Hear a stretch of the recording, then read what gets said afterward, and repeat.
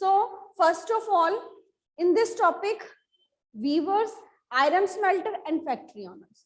ठीक है, सबसे पहले तो इनकी डेफिनेशन पे क्वेश्चन हो जाता है. Who are weavers? Who are iron smelters? And then the factory owners. That which factory owners in this topic we have discussed about. First, weavers. Weavers कौन है और iron smelters. उनकी definitions देंगे हम. हाँ जी बेटा. Who are the weavers? सबसे पहले तो weavers कौन है और ये iron smelters. इनकी हम definition कैसे देंगे? How we will define these persons? That who are weavers and who are iron smelters? कौन है ये? हाँ जी. weavers कौन से persons हैं? ये भी क्वेश्चन हो सकता है कि who are weavers and what was their condition? उनकी कंडीशन कैसे बन गई जब क्लोथ की फैक्ट्रीज इंडस्ट्रीज एस्टैब्लिश होना स्टार्ट हो गई. अर्लियर देयर वर वीवर्स, पहले वीवर्स थे, है ना. देन मशीनरी डेवलप हो गई, लेकिन मशीनरी के डेवलप होने से पहले वीवर कौन थे? Who were these weavers? Who were weaving cloth, simple है ना. वीवर्स कौन थे? जो क्लोथ को वीव करते थे.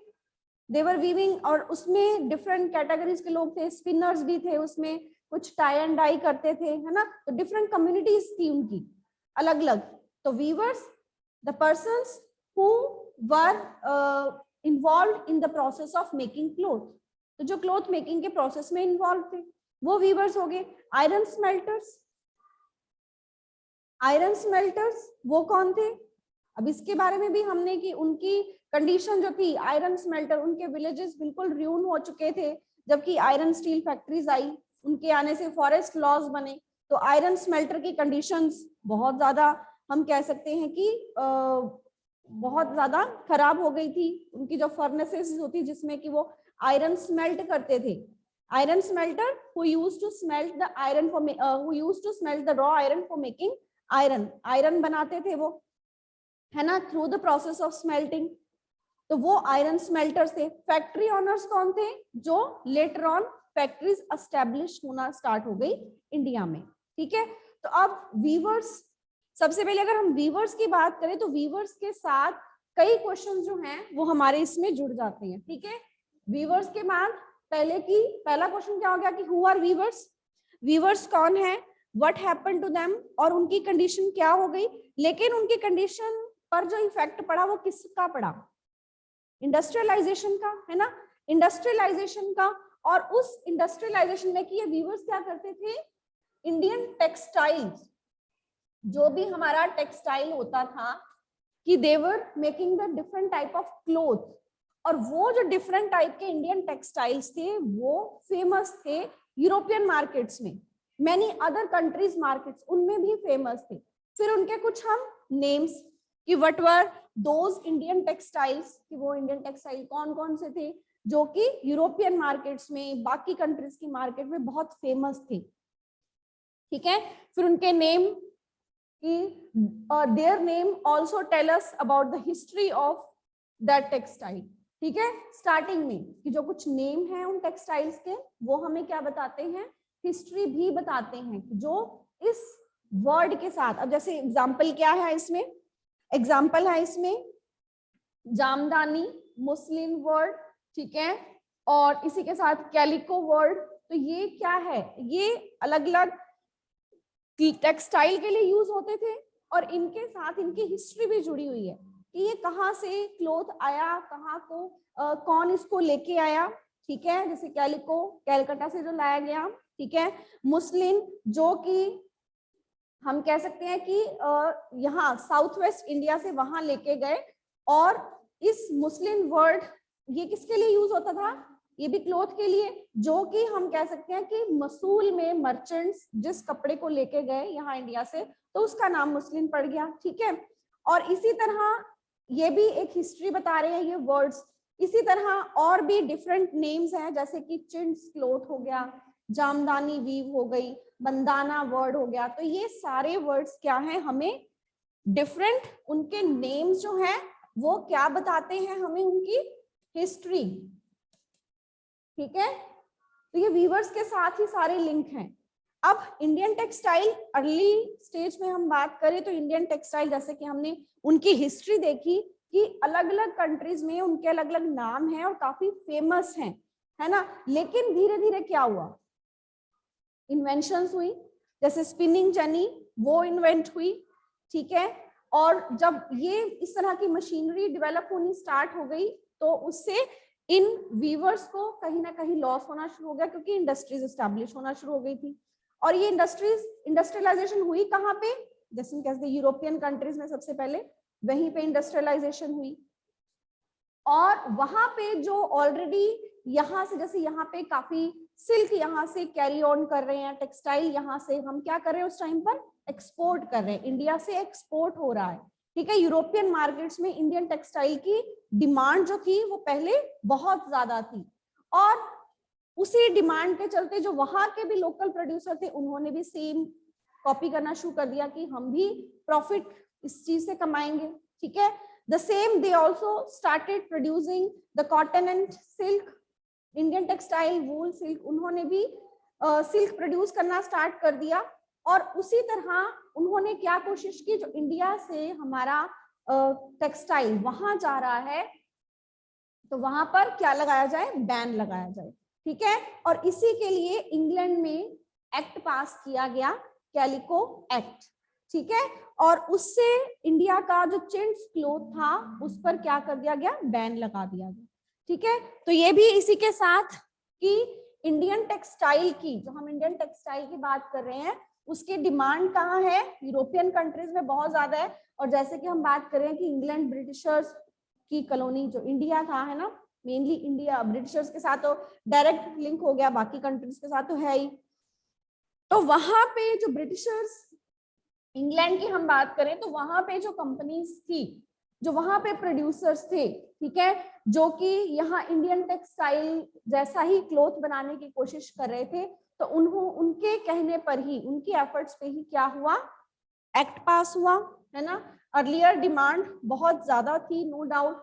एक तो यहाँ पे उन्होंने एक्ट पास करवाया, ठीक है, ऊपर से इंडस्ट्रियलाइजेशन भी हो रही है, इंडस्ट्रियलाइजेशन के करके जो ये इतनी चीज ये अलग हो गई कि अर्लियर जो टेक्सटाइल की डिमांड थी यूरोपियन मार्केट में वो बहुत ज्यादा थी, ठीक है। लेकिन कहीं ना कहीं जिस तरह ये एक्ट पास हुआ इसी तरह ये एक्ट भी पास किया गया, लेकिन फिर भी डिमांड जो थी वो अभी भी थी। लेकिन जब इन्वेंशंस होना स्टार्ट हो गई, है ना, जब इन्वेंशंस हुई, न्यू टेक्नोलॉजीज आई, स्पिनिंग जेनी, ठीक है, इस तरह की न्यू मशीन्स आई, तो उससे क्या हो गया, अब वो उससे प्रोडक्शन ज्यादा हो रहा है, फैक्ट्रीज एस्टैब्लिश होना स्टार्ट हो गई हैं। इंग्लैंड में आया है तो पहले यहीं पे स्टार्ट होंगी, है ना। तो यहाँ पे जो प्रोडक्शन है वो कैसा हो गया, प्रोडक्शन इंक्रीज हो गया, है ना। वो प्रोडक्शन इंक्रीज हुआ तो वो प्रोडक्शन इंक्रीज जो है तो उसके लिए अब क्या ढूंढेंगे, अपनी मार्केट, वो बेचेंगे कहाँ पे, वहां पे। अर्लियर इंडियन टेक्सटाइल की डिमांड काफी ज्यादा है, लेकिन अब इंग्लैंड में प्रोडक्शन ज्यादा हो रहा है क्योंकि इन्वेंशंस हो गई हैं। अब वो प्रोडक्शन जो ज्यादा हो रहा है उसकी हम कहेंगे कि उन्होंने प्रोडक्शन तो कर लिया, लेकिन अब उनकी मार्केट बेचेंगे कहाँ पे, तो मार्केट उनके पास है ना, इंडिया। तो उन्होंने वो चीजें जो पहले हम एक्सपोर्ट कर रहे थे, अब वो प्रोडक्शन उन्होंने कहाँ भेजना शुरू कर दिया, इंडियन मार्केट्स में, ठीक है। अब इंडियन टेक्सटाइल जो है वो पहले जो डोमिनेट कर रही थी, अब कहीं ना कहीं उनके जो प्रॉफिट्स हैं वो कम होना शुरू हो गए, जो इंडियन मर्चेंट्स थे, ठीक है।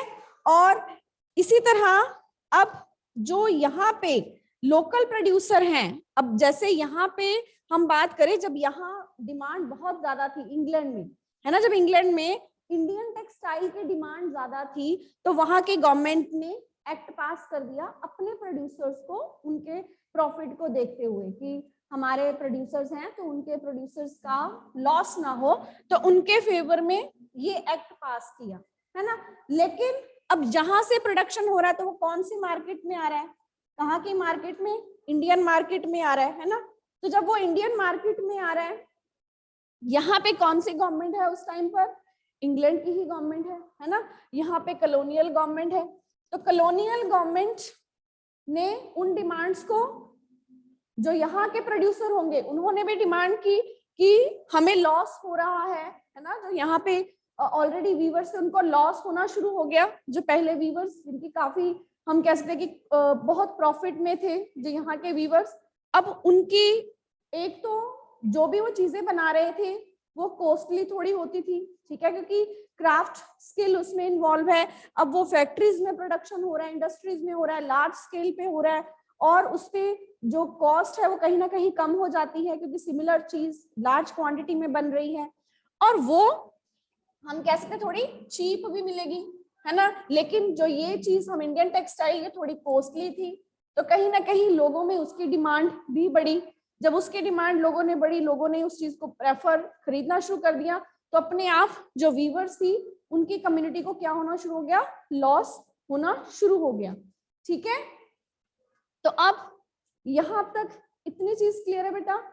तो यहाँ पे हमारे अब क्वेश्चंस कौन कौन से बन रहे हैं, एक तो इसमें ये हो गया कि weavers, who are the weavers, है ना, and what was the condition of Indian textile in 18th century, है ना, कि जो हमारी 18th सेंचुरी में क्या कंडीशन थी और फिर 19th सेंचुरी में क्या कंडीशन हो गई। 18th सेंचुरी में हम कहें कि बिफोर 18th सेंचुरी तो इंडियन टेक्सटाइल की डिमांड काफी ज्यादा थी, बट लेटर ऑन डिमांड कैसी हो गई, डिक्लाइन होना शुरू हो गया इंडियन इंडस्ट्रीज का। अब उसके रीजंस क्या क्या थे, रीजन क्या थे डिक्लाइन के, कि पहले काफी ज्यादा डिमांड थी लेकिन अब इंडियन इंडस्ट्री क्या हो गई, डिक्लाइन होना। डिक्लाइन होना क्यों शुरू हो गई, उसके रीजंस जो थे, एक तो इन्वेंशंस हो गई, ठीक है, इन्वेंशंस हो गई, ऊपर से फैक्ट्रीज में प्रोडक्शन हो रहा है, वो प्रोडक्शन लोगों को काफी कम रेट पे मिल रहा है, जबकि ये वीवर्स जो हैंडीक्राफ्ट्स ये हैं जो यहाँ पे चीजें ये बना रहे हैं, जैसे हम पहले किया कि इंडियन टेक्सटाइल, तो वो कहीं ना कहीं कॉस्टली लोगों को पड़ रहा है, तो कहीं ना कहीं उसकी डिमांड जो है वो कम हो रही है, ठीक है। और जब वहां पे भी ऑलरेडी प्रोडक्शन ज्यादा हो गया तो वहां पे भी हमारी डिमांड ये नहीं कि बिल्कुल कम हो गई, डिमांड तो स्टिल थी, लेकिन फिर भी इंडियन इंडस्ट्री कहीं ना कहीं डिक्लाइन होना स्टार्ट हो गई, ठीक है। और सबसे ज्यादा लॉस अगर हम कहीं इंडिया में किसको हुआ तो बंगाल वीवर्स, तो उनको सबसे ज्यादा यहाँ पे लॉस हुआ। उसके बाद लेकिन उन जो यहाँ पे लॉस हुआ उस लॉस के करके, जैसे यहाँ पे एक्ट पास किया गया था तो ब्रिटिश गवर्नमेंट ने, जो कि कॉलोनियल गवर्नमेंट थी, उन्होंने यहाँ के प्रोड्यूसर को, जो यहाँ पे ऑलरेडी प्रोड्यूसर्स थे या वीवर्स थे, तो उनको कोई सपोर्ट नहीं किया कॉलोनियल गवर्नमेंट ने, ठीक है। तो ये इतना सा आइडिया क्लियर हो गया। अब इसी के साथ एक और कॉटन इंडस्ट्रीज के साथ ये बात आ जाती है कि अब यहाँ पे कॉटन मिल्स लगनी शुरू हो गई, ठीक है। कुछ बिजनेस पर्सन थे इंडिया में भी, और यहाँ पे जैसे रॉ मटेरियल, पहले ब्रिटिशर्स यहाँ से रॉ मटेरियल लेके जाते थे इंग्लैंड में, अगर वो यहाँ पे कॉटन बना रहे हैं तो पहले वो यहाँ इंडिया से क्या लेके जा रहे हैं, रॉ मटेरियल कॉटन लेके जा रहे हैं, ब्रिटिश वहां ब्रिटेन में, इंग्लैंड में लेके जा रहे हैं, वहां जाके प्रोडक्शन कर रहे हैं, फिर यहाँ आके मार्केट में सेम क्लोथ को बेच रहे हैं, ठीक है। मतलब पहले रॉ मटेरियल लेके जा रहे हैं, फिर रॉ मटेरियल को बना के यहीं पे बेच रहे हैं। तो इससे क्या हो रहा है, नो डाउट उनको फायदा तो हो ही रहा है, लेकिन इस चीज में उनका जो ट्रांसपोर्टेशन का खर्चा, पहले रॉ मटेरियल लेके जाना फिर यहाँ पे लेके आना, अगर वो यहीं पे कहीं ना कहीं लोगों को यहाँ पे कॉटन मिल्स लग जाती हैं तो उनका थोड़ा सा काम और इजी हो जाएगा, यहीं पे बना के यहीं पे बेचेंगे। और कुछ यहाँ के भी मर्चेंट्स इन्वॉल्व थे, वो भी चाहते थे और प्रॉफिट कमाना, जो यहाँ पे ऑलरेडी हम कह सकते हैं कि रिच वेल्दी पर्सन थे, है ना, तो वो भी उन्होंने भी यहाँ क्या किया, उन्होंने भी फैक्ट्रीज वगैरह यहाँ पे लगानी शुरू कर दी। जैसे कि सबसे पहले कहाँ पे कॉटन मिल लगाई गई, बॉम्बे में, फिर धीरे धीरे और क्योंकि कुछ बिजनेसमैन ने यहाँ पे अपना प्रॉफिट कमाना चाहा, और उनमें से किन का नाम आता है, जैसे पारसी और गुजराती, ठीक है, they made their money through trade with China. तो इस तरह वो ट्रेडर्स भी आगे आए, उन्होंने भी मिल्स लगाई, later on others mill were established in other parts. और सेम इसी के साथ रिलेटेड आपका एक क्वेश्चन है ज्योग्राफी में भी, है ना, कि why industries are establish, industry क्यों एस्टैब्लिश होती है, तो सेम वही पॉइंट्स यहाँ पे भी आ जाएंगे, जो यहाँ पे कॉटन मिल्स स्टार्टिंग में, जैसे सबसे पहले बॉम्बे में लगाई गई, तो बॉम्बे में ही क्यों लगाई गई, है ना, व्हाट वर द रीजंस, उसके रीजंस क्या थे, रॉ मटेरियल अवेलेबल है ना, मार्केट अवेलेबल है, तो ये सारे पॉइंट्स भी इसके साथ ही हो जाएंगे। ठीक है, तो यहां तक ये वीवर्स का पॉइंट क्लियर हो गया। वीवर्स के साथ वीवर्स के साथ साथ क्वेश्चंस हमारे कौन कौन से हो गए, एक तो इंडियन टेक्सटाइल के साथ हिस्ट्री कौन कौन सी है, ठीक है, हिस्ट्री कौन कौन से जुड़ी हुई है नेम्स के साथ, फिर उन नेम्स की, फिर what was the condition of Indian textile in European market in 18th century, 18th century में कैसी कंडीशन थी, डिमांड ज्यादा थी, लेटर ऑन फिर जब डिमांड ज्यादा थी उसी टाइम पीरियड में कैलिको एक्ट भी पास हुआ क्योंकि वहां के प्रोड्यूसर्स ने भी प्रोड्यूस करना शुरू कर दिया, ठीक है, उनको लॉस ना हो तो गवर्नमेंट ने उनके फेवर में एक्ट भी पास किया।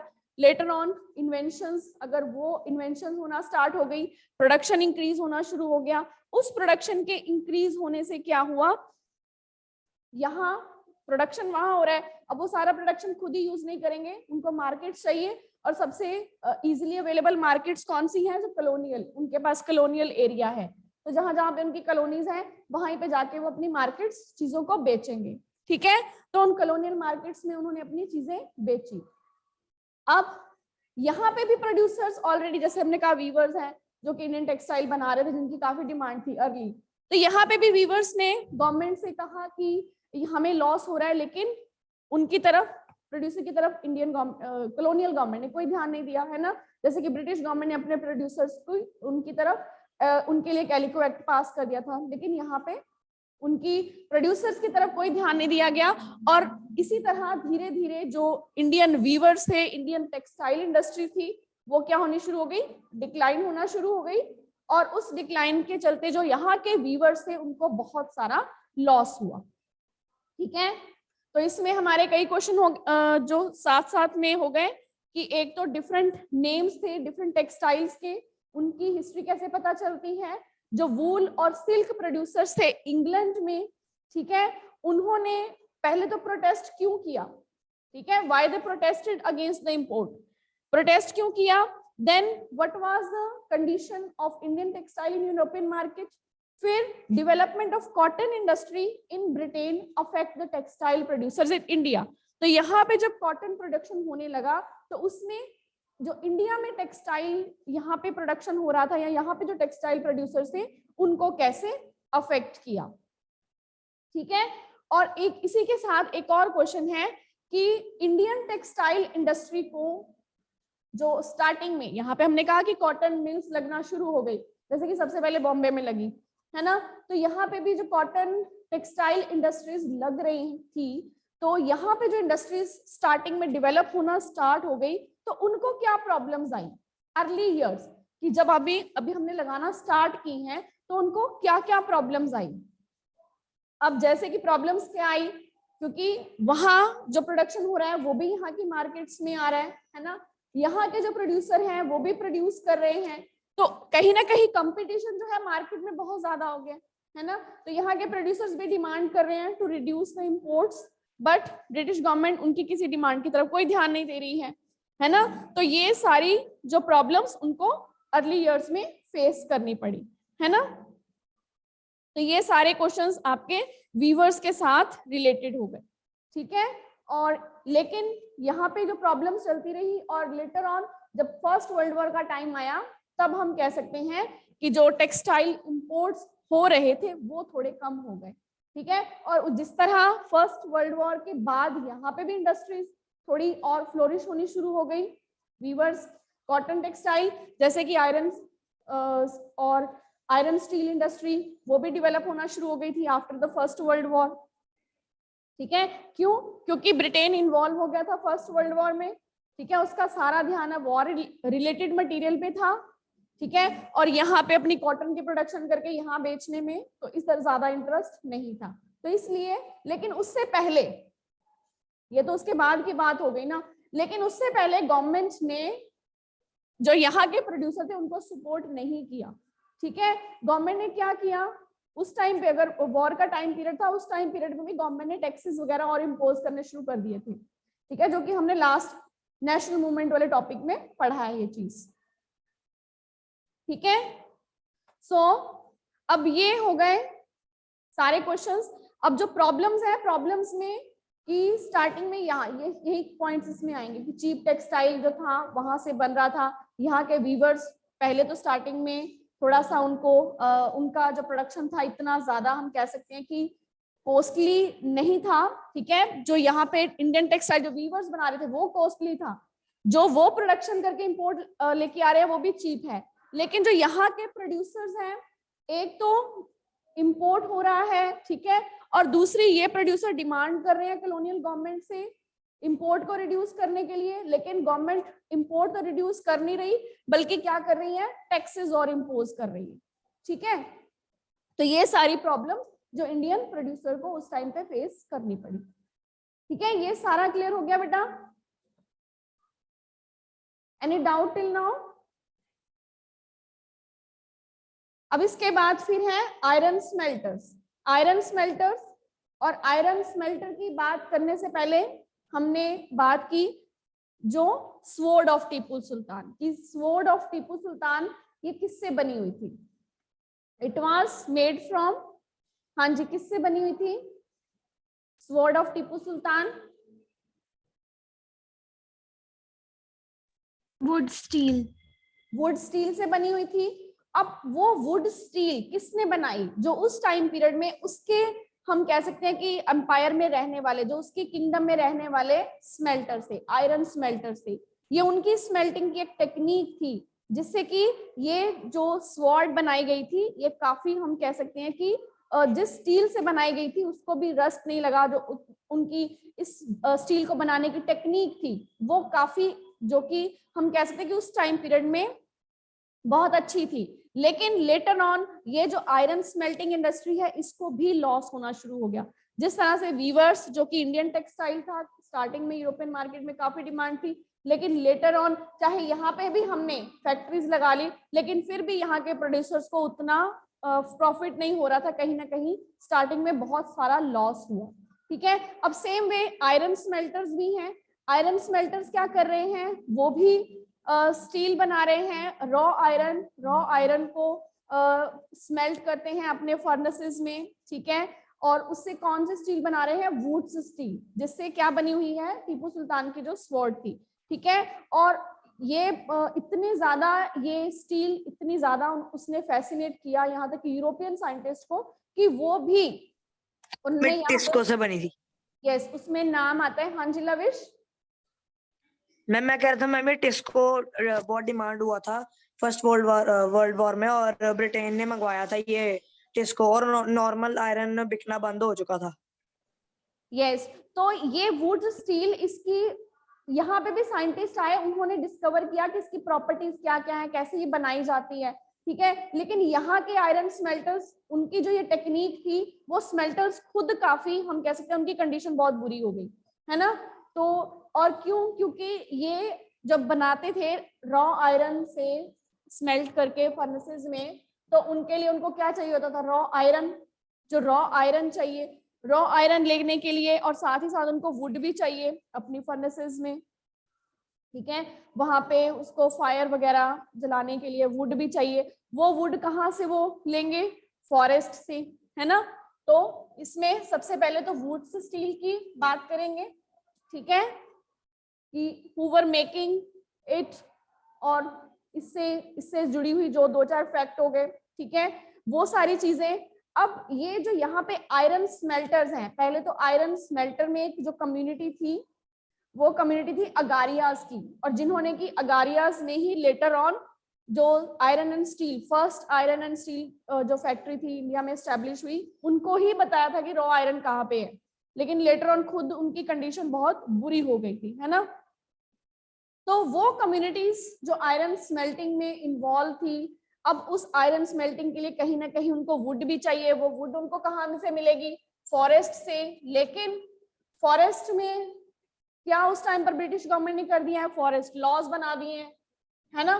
तो उन फॉरेस्ट लॉज के चलते इन आयरन स्मेल्टर्स को बहुत ज्यादा परेशानी हुई, ठीक है। तो ये इसमें आपका एक और क्वेश्चन बन जाता है, एक तो वुड स्टील से रिलेटेड हो गया, सेकेंड फॉरेस्ट लॉज से, कि what was the effect of these forest laws on these iron smelter, कि ये जो आयरन स्मेल्टर थे इनका इस फॉरेस्ट लॉस का इनके ऊपर असर क्या हुआ, ठीक है। और साथ ही साथ में इंडियन आयरन जो स्मेल्टिंग इंडस्ट्रीज थी वो डिक्लाइन होना क्यों शुरू हो गई। अब डिक्लाइन होना क्यों शुरू हो गई, एक तो फॉरेस्ट लॉस जो यहाँ पे बने, फॉरेस्ट लॉस क्या थे कि जो कॉलोनियल गवर्नमेंट है वो कॉलोनियल गवर्नमेंट ने अपनी फॉरेस्ट को रिजर्व डिक्लेयर कर दिया है, ठीक है। उन रिजर्व फॉरेस्ट में अगर जाना पड़ता है, किसी को परमिशन मिलती भी है तो उनको टैक्स देना पड़ता है। तो वो आयरन स्मेल्टर्स इतने तो ज्यादा है नहीं रिच कि वो टैक्स भी देंगे और टैक्स देके फिर वो वहां से वुड लेके आएंगे फिर आयरन स्मेल्टिंग करेंगे, तो इतना